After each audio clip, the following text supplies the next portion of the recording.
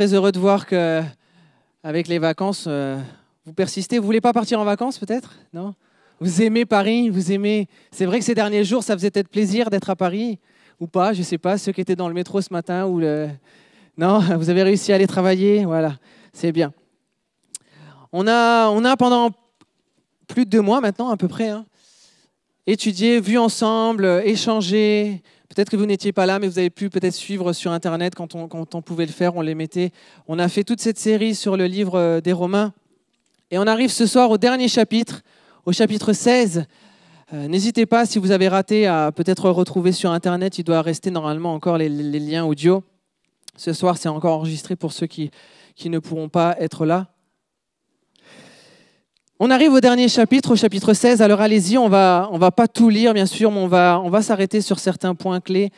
Et on lira surtout la fin aussi de ce passage, parce que je crois que c'est bien qu'on puisse s'attacher, parce que la fin de cette lettre nous est aussi adressée. Alors ce chapitre 16, comme beaucoup de fins de lettres de l'apôtre Paul, eh bien, c'est le chapitre des salutations. Il y a d'autres parties qu'on verra, mais il y a une grande partie, il y a 16, 17 versets, plus de la moitié qui traitent de salutations. Et alors, je ne sais pas vous, quand vous lisez ces passages, comment vous les lisez, mais c'est vrai qu'à première vue, on peut se demander, peut-être que je suis le seul à m'être posé cette question, mais on se dit, mais Seigneur, franchement, il y a un peu beaucoup de noms. En plus, c'est difficile à lire. C'est bien pour travailler la dextérité vocale, mais c'est dur, Seigneur. Il y a tellement de noms qui s'enchaînent, on ne les connaît pas. L'apôtre Paul, il parle d'eux. OK, mais nous, Seigneur, qu'est-ce que ça peut m'apporter spirituellement? Qui ne s'est jamais posé cette question? Franchement, c'est vrai, ça arrive. Moi, le premier, surtout avant, aujourd'hui, je suis quand même plus discipliné. Et puis, je vais vous raconter une petite anecdote. Mais on a tendance tous, naturellement, à passer très vite quand on lit ces passages. Et puis, on s'arrête aux versets un peu plus clés, à la nourriture un peu plus solide. Mais quand même, la Bible nous dit qu'il ne nous faut retirer aucun iota, aucune lettre. Le iota, c'est le point sur le i. Il ne faut retirer rien sur aucune lettre de la parole de Dieu. Alors, je me dis quand même que si toutes ces personnes qui nous sont décrites, parfois très succinctes, sont indiquées dans ce chapitre, eh bien, c'est qu'il y a quelque chose qu'on peut en tirer pour nous. Et on va essayer d'en tirer quelque chose pour nous ce soir.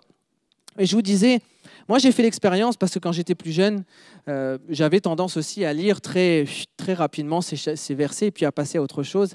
Et avec mon épouse, quand on n'était pas encore mariés, on commençait à se fréquenter. C'était très amical, très spirituel, très chrétien. Il n'y avait pas encore de grandes déclarations d'amour. Mais on avait l'habitude de s'envoyer des petits versets, des encouragements, des sujets de prière, etc. Et on s'envoyait. Ça faisait déjà plusieurs jours qu'on le faisait. Et un jour, mon épouse, qui voulait me faire une blague, voulait sourire avec moi. Mais moi, je ne comprenais pas encore son humour à l'époque. Pardon. Et inversement, elle ne comprenait pas mes blagues de français et moi, ces blagues de paraguayenne. Et elle m'a envoyé ce joli verset de Romains 16, verset 1, qui nous dit « Je vous recommande Phébé ». Alors Phébé, ça peut être Phoebe, hein, si vous ne le saviez pas, c'est le même prénom. « Je vous recommande Phébé, notre sœur ». Et moi, quand j'ai reçu ce SMS, je ne me rappelais même pas que c'était vraiment ce nom-là qui apparaissait dans la Bible. Et puis, je n'avais pas vraiment fait de lien avec elle.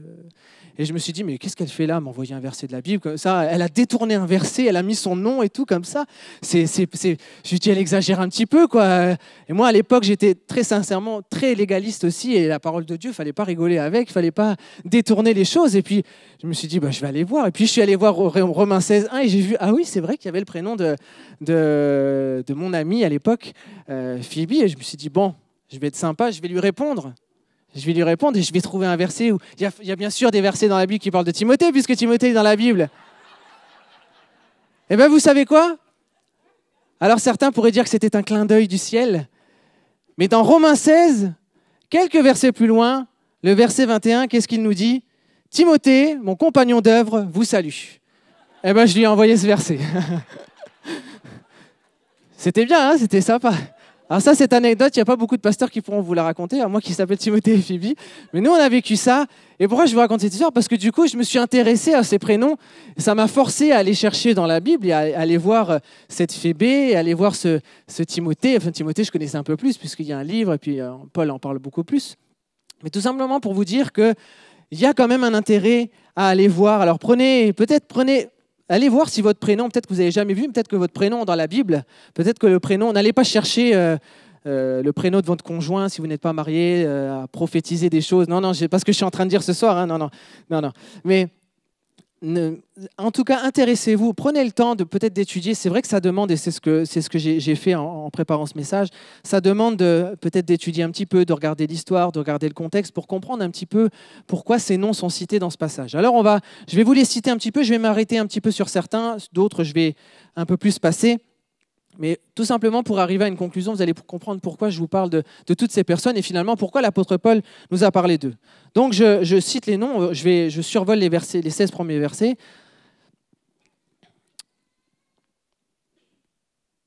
Attendez, j'ai passé même des notes, j'étais tellement vite dans mon passage. Avant de lire ces noms, je vais juste remarquer un petit peu toute la logique de l'apôtre Paul.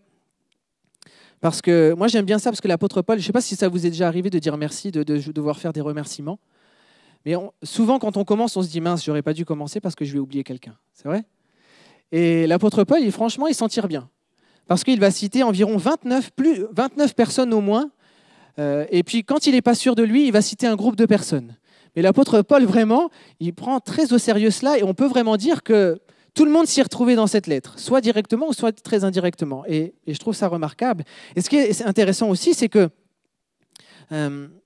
l'apôtre Paul, et on va voir ça, l'apôtre Paul cherche vraiment à valoriser, à mettre en avant, à honorer ces personnes. On va le voir dans quelques instants. Il cherche pas juste, c'est pas une généalogie que l'apôtre Paul il est en train de faire.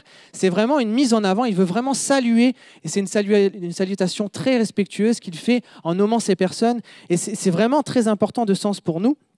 L'apôtre Paul cite des hommes et des femmes, beaucoup de femmes, on va le voir, des hommes aussi. Il cite des catégories, tu peux continuer, voilà. Il cite des catégories de personnes différentes. On va voir, Phébé était une diaconesse, des apôtres. Il cite des familles, des maisons. Il cite des anciens esclaves, des simples croyants, si je puis dire.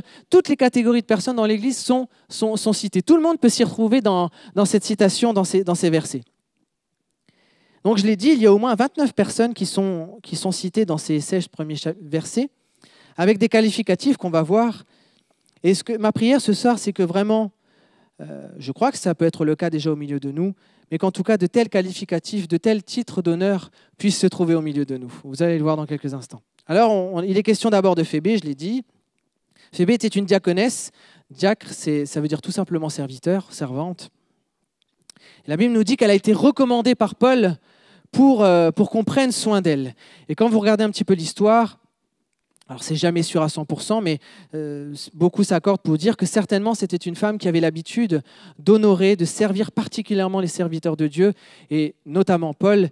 Et c'est peut-être pour ça même que son service était si fort que l'apôtre Paul va l'honorer en la nommant textuellement diaconesse dans ce passage.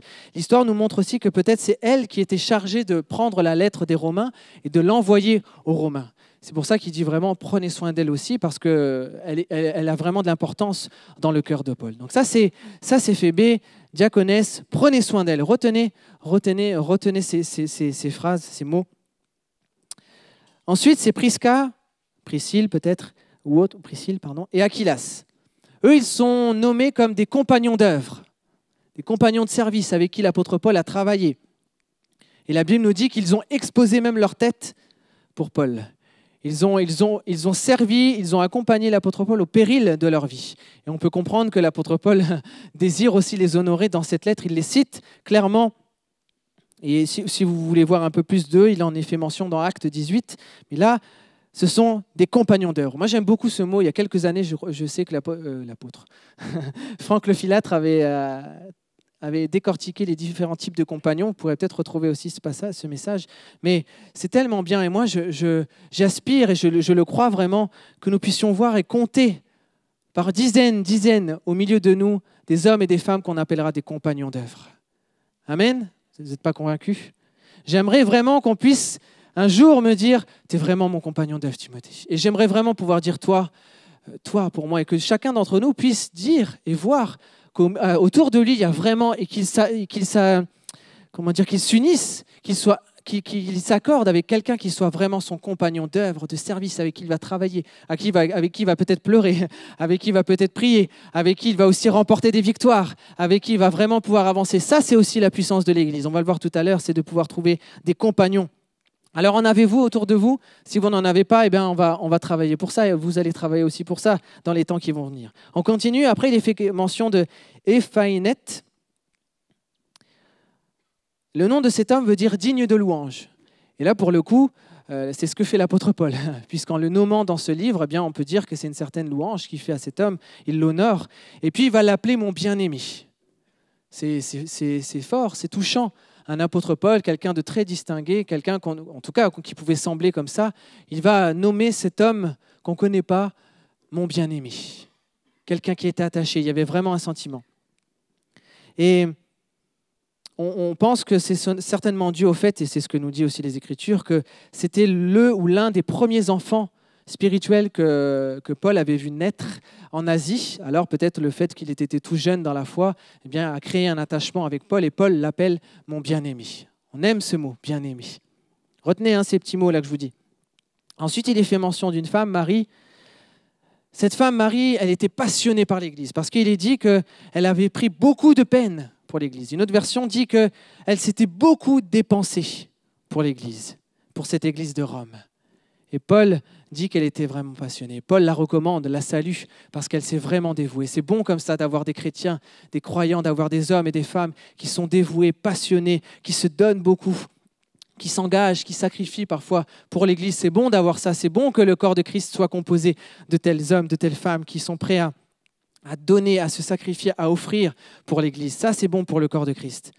Ensuite, il est fait mention de 2 autres personnes, Andronicus et Junias. Alors là, il y a un petit hic.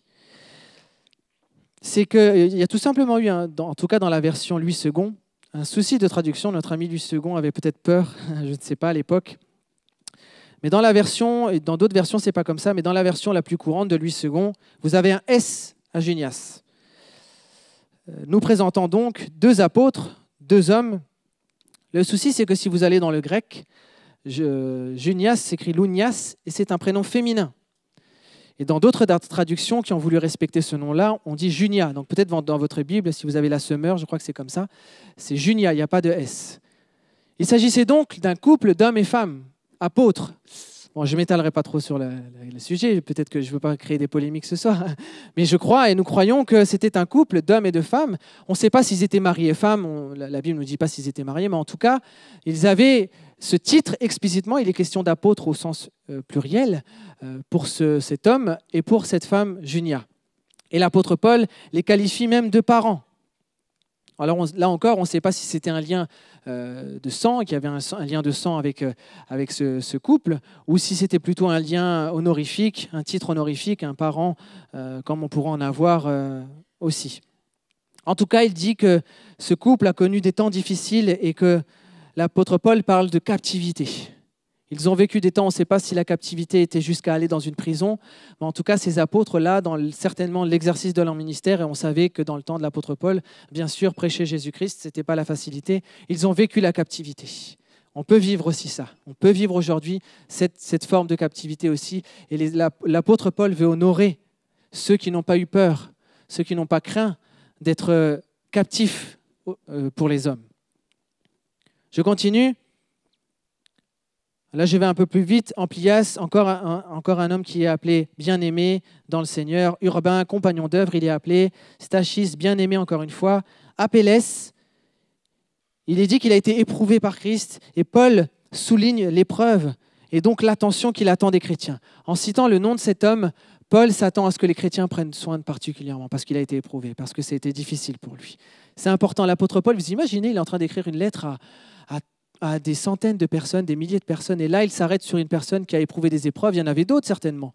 Mais lui, il veut vraiment qu'on prenne soin de cet homme. Et ça, c'est important aussi pour nous, d'être capable de nous occuper du détail, de la personne détail, vous savez, la personne qui est insignifiante, la personne qui vit son épreuve dans son coin, qui n'en parle à personne, qui souffre beaucoup, mais qui a besoin d'être soutenu, qui a besoin d'être appuyé par l'Église. Ça, c'est encore une force. Et c'est pour ça aussi que ce nom est cité à cet endroit. Ensuite, je disais tout à l'heure, Aristobule, Hérodion et Narcisse étaient, semble-t-il, d'anciens esclaves. Et moi, j'aime cette image parce que cela nous rappelle, et c'est aussi l'un des fondements de l'Épître aux Romains, que le salut n'a pas de distinction. Le salut était pour les hommes libres comme les hommes esclaves. Le salut était pour les hommes comme pour les femmes, les riches comme pour les pauvres. Et en citant ces anciens esclaves, l'apôtre Paul nous rappelle que le salut est pour nous tous. Amen. Que le salut n'a pas de distinction, le salut n'a pas d'alinéa. Le salut est pour tous ceux qui ont cru en Jésus-Christ. Et eux ont cru et sont appelés enfants de Dieu. Je continue, il y en a 3 autres, Tryphène, Tryphos et Perside. Eux, ils sont cités comme des grands travailleurs pour le Seigneur. C'est un titre peut-être très, très humain, mais ils sont des grands travailleurs. Moi, j'aime bien aussi ce terme, être un grand travailleur pour Jésus-Christ. Il parle ensuite de Rufus et sa mère. Et les commentateurs nous disent, l'histoire nous montre que peut-être il s'agirait, Rufus, du fils de Simon de Cyrène, donc c'est-à-dire celui qui avait porté la croix de Jésus. Et de ce fait, l'apôtre avait certainement eu un lien aussi un peu plus particulier, intime, et il recommande aussi tout particulièrement ce fils et sa mère, c'est-à-dire qu'il n'y avait plus de père. Et puis enfin, il termine avec une liste de personnes, Asyncrite, Phlégon, Hermès, Patrobas, Hermas, et les frères, vous voyez, les frères qui sont avec eux, pour oublier personne, Philogog et Julie, Nérée et sa sœur, Olympe, et tous les saints qui sont avec eux. Comme ça, il est sûr qu'il a brassé tout le monde. Comme ça, normalement, il a oublié personne. Personne lui refera une lettre pour dire « Paul, tu m'as oublié ». Non, bon, ça peut arriver, mais bon, je ne pense pas. En tout cas, on sent bien dans l'intention de Paul de vraiment être très précis et de vraiment bénir un maximum de personnes. Et si ça ne suffit pas, l'apôtre Paul continue. Là, on est au verset 17, si je ne me trompe pas, ou 16. 16, l'apôtre Paul devient plus généraliste. Et puis, comme s'il disait, si ça ne vous suffit pas, saluez-vous d'un saint baiser. Si j'ai oublié quelqu'un, ben vous, entre vous, prenez le temps de vous saluer, prenez le temps de vous bénir. Et vraiment, par ce saint baiser, c'était quelque chose qui était très caractéristique pour les chrétiens à l'époque. Et c'était vraiment, il n'y avait pas là une marque condescendante, une marque irrespectueuse. Au contraire, un saint baiser, c'était vraiment une marque d'attachement, une marque d'affection, une marque de respect, de confiance entre les chrétiens. C'est comme si l'apôtre Paul était en train de dire aussi, prenez soin vraiment les uns des autres. Comme si ce saint baiser était là aussi pour se rappeler, pour prendre le temps, pour s'arrêter devant quelqu'un et pour prendre de ses nouvelles. C'est pour ça qu'on prend le temps aussi de saluer. C'est pas un saint baiser aujourd'hui, peut-être que c'est une bise ou alors c'est un bon serment de main, ça suffit très bien aussi. Mais c'est toute l'intention qu'il y a derrière, c'est toute la compatie qu'il y a derrière. C'est regarder la personne dans les yeux quand on la parle, c'est lui dire ça va mon frère, sans aller chercher la petite bête dans sa vie ou chercher le moindre détail, mais lui dire ça va, bonne semaine, que le Seigneur te bénisse. Et c'est important, gardons ces habitudes. Sans en faire des rituels, mais gardons l'habitude de prendre soin par des choses aussi simples, aussi insignifiantes que cette salutation. On peut prendre le soin des autres par des prières, des intercessions, des supplications, mais commençons par ces choses toutes simples. Quand on se voit, de prendre le temps de se saluer, ce sont des choses qui sont tellement bonnes pour nos vies.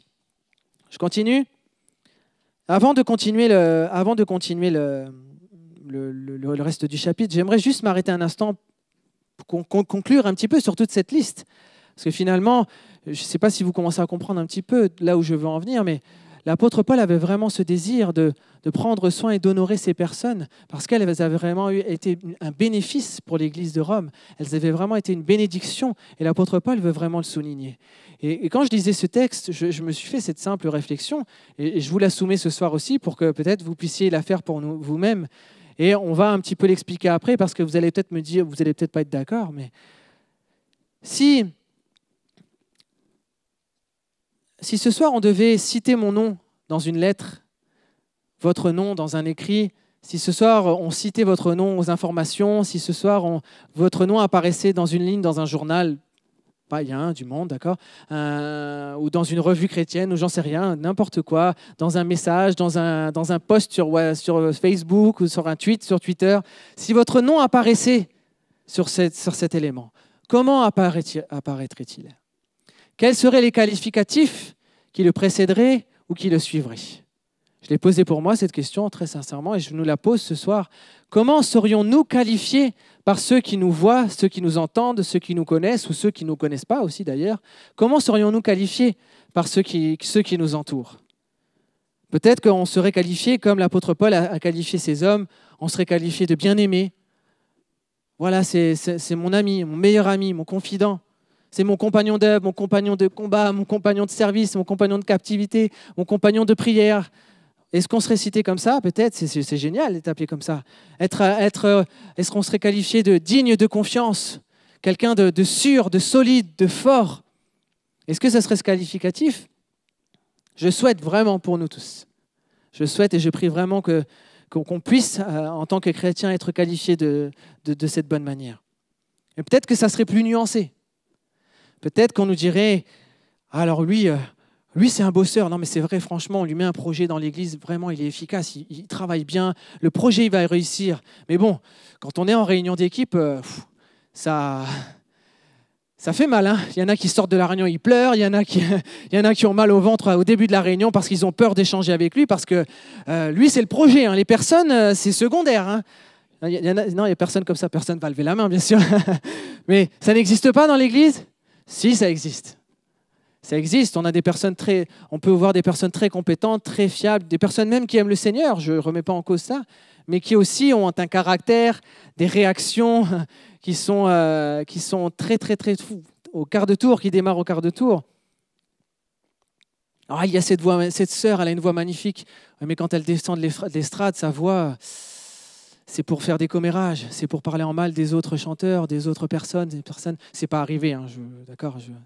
Je ne vous cite pas un exemple que j'ai vécu, mais ce sont des choses qui arrivent. Des personnes qui sont sur une estrade, même parmi les prédicateurs, des personnes qui ont un rôle. Et malheureusement, eh bien, on n'arrive pas à les qualifier de ce bon titre, on les qualifie d'autre chose qu'on a entendu, d'un mauvais témoignage. C'est dommage, c'est terne, c'est nuancé, c'est déséquilibré. Il y a ce frère, il est très discret ce frère. On ne l'entend jamais dans l'église, il ne fait jamais un problème. C'est toujours le premier arrivé, c'est toujours le dernier parti, etc. Oui, mais bon, dans son groupe de maison, il casse du sucre sur l'église, hein, sur le pasteur. Hein. Il se lâche en groupe de maison. Hein. Ça n'arrive pas non plus. Je suis désolé, je suis très direct, mais je pense que c'est des choses qui arrivent. Peut-être pas explicitement ces exemples-là. Vraiment, ce que je vous dis là, ce n'est pas des exemples que j'ai vécus, c'est vraiment des choses que j'invente. Mais je pense parfois que ce sont des choses que nous vivons. Et parfois, quand on qualifie, quand on voit des personnes, eh bien, on a le témoignage éternier. Parfois, c'est même beaucoup plus dur. Et parfois, c'est un peu comme l'apôtre Paul avec Alexandre le forgeron, vous savez. Lui aussi, il a eu son nom dans une lettre à un moment donné. Et c'est là le seul passage vraiment dur que l'apôtre Paul dit. Il a dit « Alexandre le forgeron m'a fait beaucoup de mal ». Voilà le témoignage que nous laisse cet homme. On ne connaît rien de sa vie, si ce n'est qu'il a fait du mal à l'apôtre Paul. Et c'est dur si nous aussi, la seule image, le seul témoignage, la seule conséquence qu'on aurait de nous, ça serait « Timothée m'a fait beaucoup de mal ». Oh là là, ce jour-là, ce 15 juillet, là, la prédication, il m'a fait vraiment mal, je ne vais pas l'oublier. J'espère pas. Non. Mais en tout cas, on ne se rend pas compte, je vous dis tout ça parce que parfois, on ne se rend pas compte de ce que nous véhiculons autour de nous.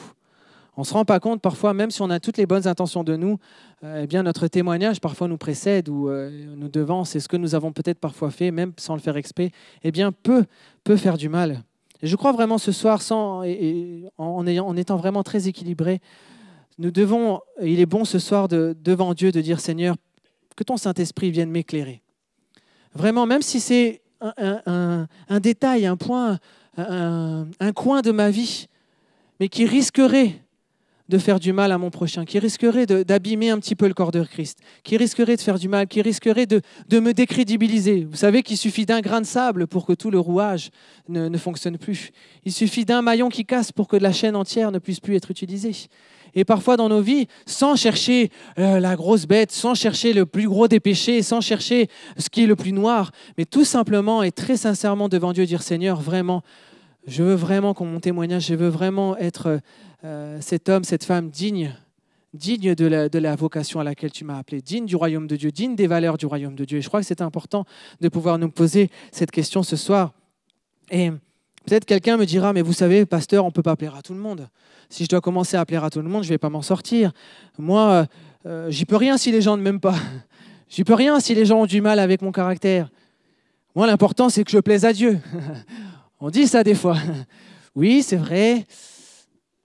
Je ne suis pas convaincu. Peut-être d'autres vont dire, parce que c'est vrai aussi qu'il y a des personnes qui vivent dans l'ombre du qu'en dira-t-on, qui vivent seulement dans la perspective de ce que la personne, le dimanche matin, va dire. Est-ce que mes habits sont bien? Est-ce que j'ai bien parlé? Est-ce que j'ai bien prié? Est-ce que la personne qui va me saluer, elle va me dire « Ah frère, merci pour votre prière aujourd'hui. » C'est tout ce qui compte, c'est tout ce qui compte, c'est que ma prière, elle a été efficace. On est là, on pense que à ce que les gens vont nous dire avant même de penser à ce que le Seigneur pense de nous. Ça, c'est l'extrême inverse. Et c'est pas dans ces deux extrêmes-là que je veux nous amener ce soir. C'est vraiment une attitude totalement équilibrée, totalement sainte et humble de nous dire et de savoir se remettre en question de temps à temps, et même tout le temps, devant Dieu pour dire « Seigneur, rééquilibre-moi ». C'est ce qu'on appelle aussi le chemin de la sanctification, tout simplement. C'est vivre cette sanctification. C'est dire au Seigneur, « Seigneur, ce matin, là, je pense que ce caractère-là, il va falloir que tu travailles un petit peu, Seigneur. J'en ai besoin. J'en ai besoin, on a tous besoin, on est d'accord sur ça. » Alors vraiment, je te termine sur ce point, prenons le temps, et on pourra peut-être terminer en priant aussi avec ce point tout à l'heure. Vraiment, Seigneur, sonde mon cœur. C'est ce que la Bible nous dit. Sonde mon cœur et connais mes voies. Je veux marcher sur les sentiers de la justice. Amen. Je veux marcher dans la vérité.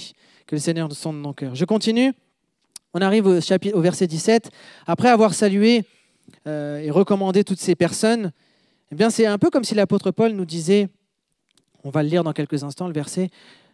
Bon, pour les personnes que je vous ai citées, vraiment, ce sont des personnes fiables, saintes. Vraiment, je vous les recommande, il n'y a aucun souci, vous pouvez leur faire confiance. Vous pouvez vraiment vous en remettre à eux. Mais faites attention parce qu'il y en a d'autres. On va aller voir ces autres. Et je le dis juste entre parenthèses, cherchons vraiment les bonnes compagnies dans l'Église. Cherchons les amitiés saines. Parce que malheureusement, on va le voir, et on a beau tout faire pour que cela n'arrive pas, d'autres viennent avec un esprit qui n'est pas celui de Dieu, avec un mauvais état d'esprit. C'est ce que nous dit l'apôtre Paul, c'est une vérité, c'est peut-être dur à entendre ce soir, mais c'est une réalité aussi dans le corps de Christ. Je vous exhorte, frères, je suis au verset 17, à prendre garde à ceux qui causent des divisions et des scandales. Il ne parle pas des gens, des inconvertis, là. Au préjudice de l'enseignement que vous avez reçu. Éloignez-vous d'eux, car de tels hommes ne servent point Christ. Notre Seigneur met leur propre ventre, et par des paroles douces et flatteuses, ils séduisent le cœur des simples. Qui n'a jamais vécu ça dans une église, dans son église ou dans son cercle de chrétiens, d'amitié chrétienne, je parle, que quelqu'un vienne s'initier et finalement, il s'agissait d'un loup. Il s'agissait de quelqu'un qui n'avait pas les intentions du royaume de Dieu. Ou peut-être quelqu'un les avait, mais il s'est laissé lui-même séduire, il s'est laissé lui-même influencer par des choses mauvaises et a été une mauvaise influence pour d'autres. Mais ce qui m'interpelle vraiment dans ce verset, dans ces deux versets, ce sont ces quelques mots « éloignez-vous d'eux ». Et je crois là qu'il y a une grande leçon pour nous. Parce que je ne pense pas que c'est toujours la première réaction qu'on a. Si quelqu'un viendrait faire du mal à mon épouse, à mes enfants, si quelqu'un viendrait faire du mal ou parler ou porter atteinte à un ami qui vous est proche ou séduire ou essayer de l'amener sur un chemin détourné, vous auriez plutôt tendance à lever du poing, on va dire schématiquement, d'accord, pas physiquement s'il vous plaît, mais on n'aurait pas forcément tendance à s'éloigner. Pourtant, c'est ce que l'apôtre nous dit. Parce que la question n'est pas de voir le mal ou les mauvaises personnes partout, je dis ça aussi, d'accord, et la question n'est pas d'aller chercher partout où est-ce qu'il y a des mauvaises personnes. Le but n'est pas ce soir d'aller dire « Ah, lui, il m'a mal parlé, alors lui, ça doit être un séducteur ». Non, on n'est pas dans cet extrême-là, vraiment. S'il vous plaît, suivez-moi bien, d'accord? Le but n'est pas d'aller chercher les mauvaises personnes dans l'église ce soir. Non, s'il vous plaît, soyons sages. Mais c'est vraiment d'avoir un œil attentif. Parce qu'il y aura toujours. Et nous, en tant que pasteurs, c'est vrai que c'est difficile d'empêcher. C'est un lieu public, on ne peut pas empêcher des hommes, des femmes d'entrer dans ce lieu, de s'attacher, d'être sympathisants à l'église. Et nous, en tant que pasteurs, c'est vrai que nous avons un rôle particulier de discerner en tant que bergers ceux qui seraient comme des éventuels loups et de les faire sortir. Et nous prions et priez pour nous aussi, pour que le Seigneur nous donne le discernement, la révélation aussi, pour savoir s'il y aurait des personnes, s'il y aurait des états d'esprit. Plus que des personnes, parfois, c'est un état d'esprit, c'est un cœur qui serait là pour essayer de séduire, qui serait là caché pour essayer de nuire à l'Église. Je crois qu'à nos différents niveaux, et même dans nos cercles à nous, d'amitié chrétienne et même à l'extérieur, nous devons avoir cet œil vigilant de savoir qu'est-ce que nous laissons introduire comme amitié, comme fréquentation, comme personne dans nos vies et qui pourrait nous déstabiliser. Et l'apôtre ne nous encourage pas à ce moment-là à la confrontation. L'apôtre ne cherche pas, il y a des passages où il dit de reprendre un frère, mais on n'est pas dans ce contexte-là de reprendre un frère qui a péché, etc. Là, c'est un cas que seul Dieu peut résoudre. Et il y a des combats qui ne sont pas les nôtres. Il y a des combats vraiment, que ce soit malheureusement même dans l'Église, on ne doit pas chercher à combattre. Et même dans nos vies, ne cherchons pas à nous faire justice nous-mêmes, ne cherchons pas à régler des combats avec des forces, des outils que nous n'avons pas en notre main. Il y a des fréquentations, des influences avec lesquelles vraiment il faut plutôt s'éloigner, plutôt que de chercher un petit peu à à se frictionner, essayer de résister, de dire non mais c'est bon, je peux rester avec cette personne, moi je vais rester le même. Vous savez, si vous mettez une teinture rouge sur une teinture blanche, vous la laissez au soleil, vous la laissez avec l'humidité, le rouge va déteindre sur le blanc. Même si le blanc il a toute la volonté du monde de rester blanc, le rouge va déteindre. Et il ne faut pas jouer à ce jeu-là. Il faut plutôt s'éloigner de peur, sous peine d'être affecté, infecté, peut-être d'être divisé, d'être scandalisé. Nous ne le répéterons aussi assez jamais, mais ne nous laissons jamais séduire par des enseignements farfelus qu'il nous faudrait plutôt fuir avant même de discuter. Vous savez, il y a des personnes avec qui il ne faut pas chercher à discuter. Il y a des enseignements, il y a des débats qu'il ne faut pas avoir. Des fois, on a envie parce que ça bouillonne. Quand quelqu'un nous dit, moi, quelqu'un, c'est plus une secte, quelqu'un m'avait dit Jésus et Satan étaient frères.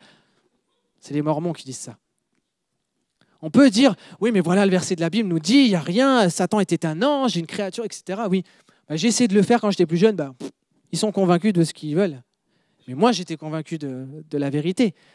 Et la meilleure chose pour moi, c'était plutôt de m'éloigner de ces personnes-là, et c'est ce qui est le plus fort pour nous. Il y a des relations vraiment, frères et sœurs, chers amis, on le dit souvent, qui peuvent empoisonner nos vies, qui peuvent vraiment, vraiment vous dénaturer. Eux, ils resteront ce qu'ils sont. Mais vous allez devenir quelqu'un que vous ne deviez pas être parce que vous avez laissé pénétrer dans votre vie, dans votre intimité. Il y a des personnes, vous savez, même dans l'Église, qui chercheront à avoir une relation exclusive avec vous. Ils chercheront là et tous les dimanches, ils seront là pour vous donner une parole, pour vous donner un encouragement. Mais derrière, eux-mêmes ne se rendent pas compte qu'ils sont en train de vous détourner de Jésus-Christ.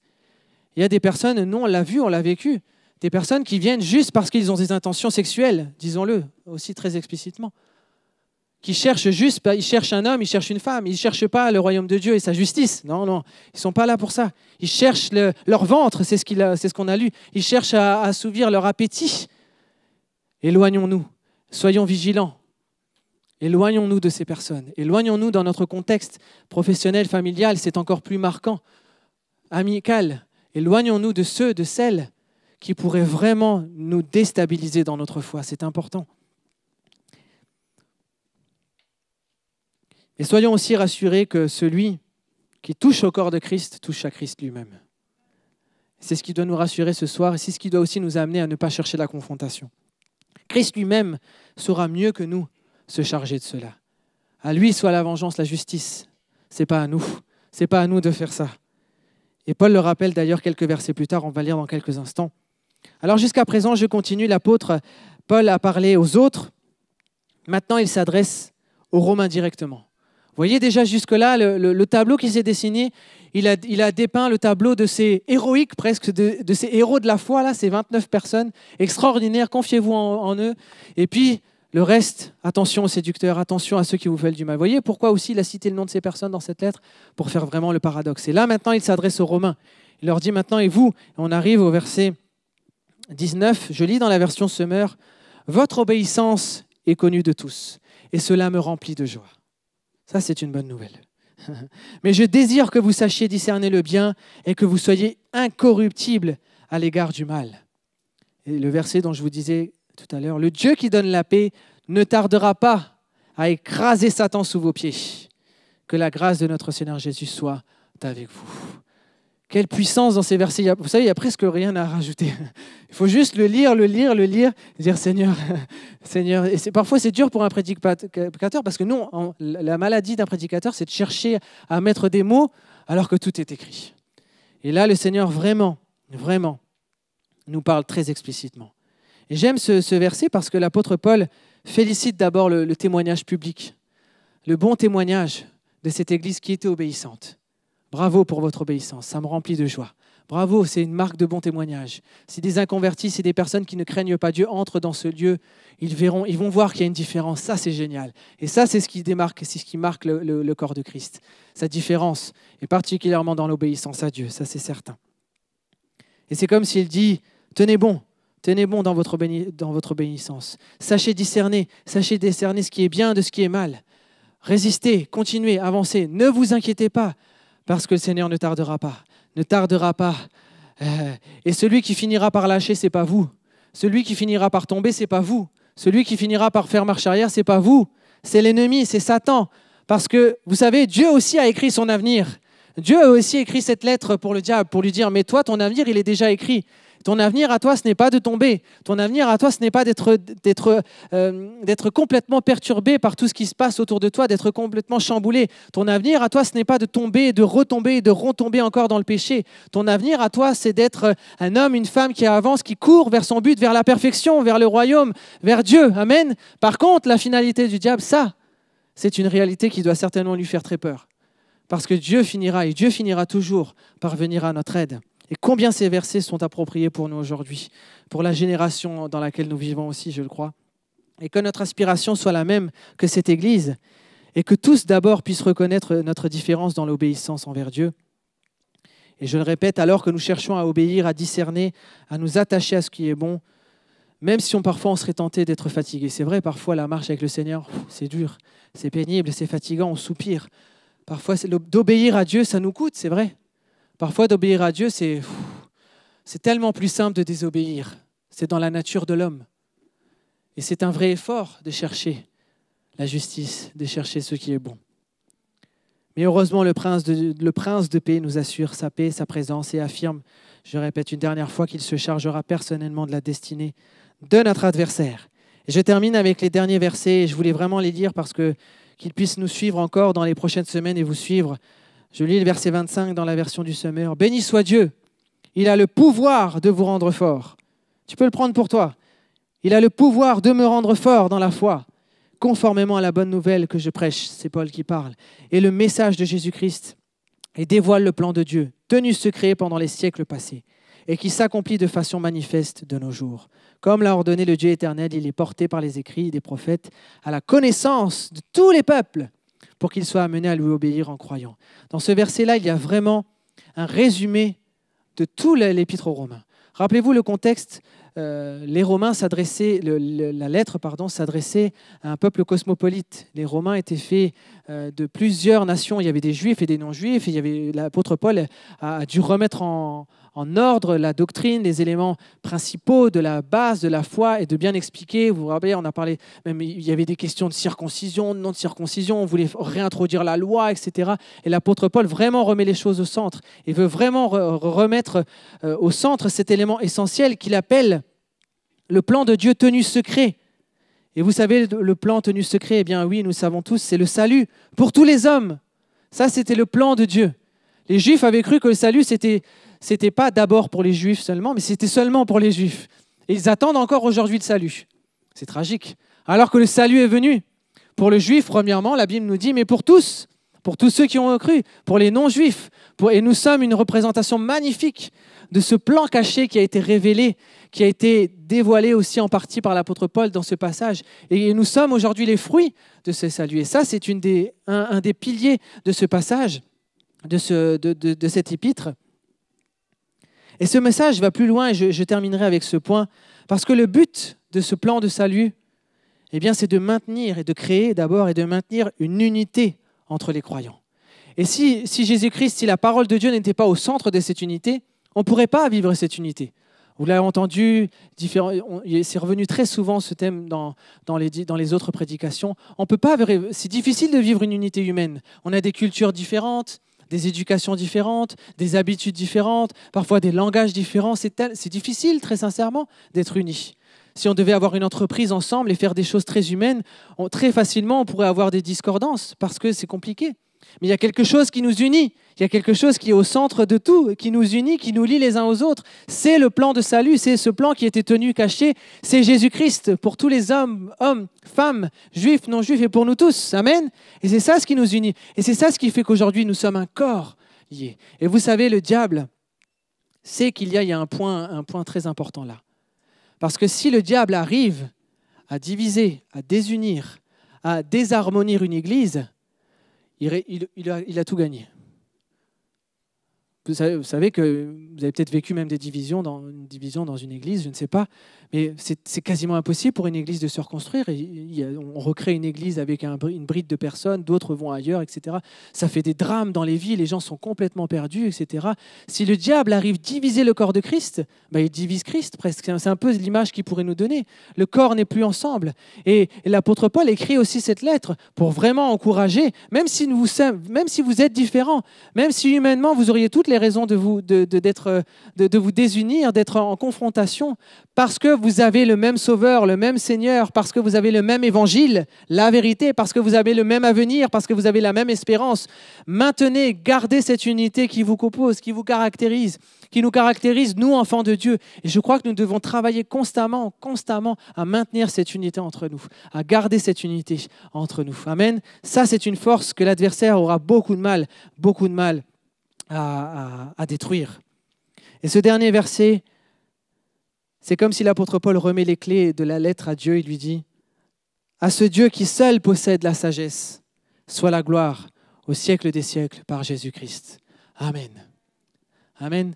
C'est bon tout simplement de dire « Seigneur, merci parce que vraiment, toi tu as la sagesse. Tiens, toi tu sais tout et je te remets tout. » Amen. Est-ce qu'on peut terminer en se levant, en priant? On a terminé cette épître. Relisez-la, réinstruisez-vous par cette épître, par cette épître aux Romains. Elle est tellement riche. Et on n'a certainement pas tout dit, on a certainement survolé beaucoup de choses. Il y aurait encore beaucoup de choses à voir. Mais j'aimerais vraiment ce soir qu'on puisse prier ensemble pour que nous puissions voir du concret jour après jour. Alléluia. J'aimerais vraiment qu'on prie pour ces points que j'ai cités au début aussi et qui sont révélateurs d'une bonne unité. Est-ce qu'on pourrait dire simplement, tout simplement, on n'a pas de musique, on n'a pas besoin d'ambiance là, on dit simplement au Seigneur, Seigneur, sonde mon cœur. S'il y a quelque chose dans ma vie ce soir qui pourrait être une cause de division dans l'Église, qui pourrait être une cause de désharmonie avec mon frère et ma sœur, une cause de tension, qui pourrait faire du mal à l'un de ses plus petits, Seigneur, viens sonder mon cœur et viens purifier. Moi, je prie pour moi, Seigneur, d'abord. Seigneur, et nous te prions ensemble maintenant. Est-ce qu'on peut prier ensemble pour chacun d'entre nous? Prie pour toi, pour que le Seigneur te garde. Si tu sais pertinemment dans ton cœur qu'il y a quelque chose qui n'est pas à la gloire de Dieu et qui pourrait détruire, faire du mal à quelqu'un, remets-le tout de suite à la croix. Remets-le tout de suite devant Jésus. Ne laisse pas Jésus se charger de cela parce que ça fera beaucoup plus mal. Laisse maintenant au pied de la croix quelque chose qui pourrait te faire mal et faire du mal au corps de Christ. Alléluia. Seigneur Jésus, nous te prions, Seigneur, et nous te prions ensemble pour que tu viennes sonder nos cœurs et nos vies. Seigneur, nous te prions, Seigneur Jésus, pour que nous puissions vraiment être des hommes et des femmes dignes de la vocation à laquelle tu nous as appelés. Seigneur Jésus, que si un jour, Seigneur, et parce qu'un jour, toi aussi, tu ouvriras un livre, ce livre de vie, Seigneur, dans lequel nos noms sont écrits. Et Seigneur Jésus, nous désirons, Seigneur Jésus, que quand tu ouvriras nos livres, ce livre, et quand tu citeras nos noms, Seigneur, tu puisses citer, Seigneur, des qualificatifs qui nous honoreront. Seigneur, et que nous ne serons pas confus, Seigneur, mais nous serons honorés, Seigneur, quand tu diras « Bon et fidèle serviteur, bon et fidèle servante, entre dans la joie de ton maître, mon bien-aimé, mon fils, ma fille, bravo pour ce que tu as fait, bravo pour ce que tu as semé. » Seigneur, s'il y aurait quelque chose qui n'aurait pas été dans ce sens-là, viens, Seigneur Jésus, agir maintenant. Si nous avons besoin que notre orgueil soit brisé, viens briser notre orgueil. Seigneur, si nous avons besoin d'avoir moins les regards, Seigneur, tournés vers nous et plutôt vers les autres, viens, Seigneur, faire ce soir cette œuvre en nous. Dans le nom de Jésus, nous te prions pour chacun, pour que cette église, Seigneur Jésus, soit une église qui respire la bonne odeur de Jésus-Christ. Pour que si quelqu'un entre dans ce lieu, même s'il a des mauvaises intentions, il puisse être touché par l'Esprit de Dieu parce qu'il y a de l'amour. Seigneur, à ceux-ci, ils connaîtront que vous êtes mes enfants parce que vous avez de l'amour les uns envers les autres. Seigneur Jésus, nous te prions vraiment pour qu'il y ait des bonnes intentions les uns envers les autres, pour qu'il y ait des bonnes amitiés les uns envers les autres. Et nous te prions vraiment pour que tu protèges cette église maintenant aussi. Que tu protèges chaque homme, chaque femme, Seigneur, des tentations extérieures, de la séduction extérieure, de ceux, Seigneur, que ta parole appelle comme des loups qui sont venus pour dérober. Seigneur, il y en a un qui est venu pour voler, pour détruire. Seigneur Jésus, pour tuer, c'est l'adversaire. Seigneur, et nous voulons être, Seigneur, ces hommes et ces femmes qui se tiennent à la brèche pour garder le camp de l'Éternel, pour garder le troupeau, Seigneur Jésus, et prier, Seigneur, que rien ne vienne perturber ton Église, que rien ne vienne séduire. Seigneur, que l'esprit de ce monde ne vienne pas dénaturer, Seigneur, l'esprit de cette cette Église. Seigneur, que l'esprit de ce monde ne vienne pas perturber l'esprit de vie qui anime cette Église. Seigneur, mais qu'au contraire, ce soit l'esprit qui habite cette Église qui vienne chambouler ce monde qui est autour de nous. Seigneur, nous te prions vraiment pour que cette Église encore puis accroître sa renommée dans cette ville, Seigneur, dans cette génération, que des hommes et des femmes soient touchés, Seigneur, par l'Église, par les métropoles, par chacun de ces chrétiens, Seigneur, par chacune des vies qui nous composent, Seigneur Jésus. Merci, Seigneur, pour ta parole, enfin. Terminons avec cela. Merci, Jésus, pour cette épître si merveilleuse que tu nous as donnée. Merci pour cette lettre qui nous est aussi adressée. Merci, Seigneur, parce que oui, tu es ce Dieu véritablement sage. Et nous nous remettons encore et toujours et seulement à toi, Seigneur. Pour toujours, Seigneur. Merci parce que tu reviens bientôt. Tu ne tardes pas, Seigneur. Et nous en sommes rassurés, Seigneur. À toi soit la gloire, Jésus. Amen. Amen.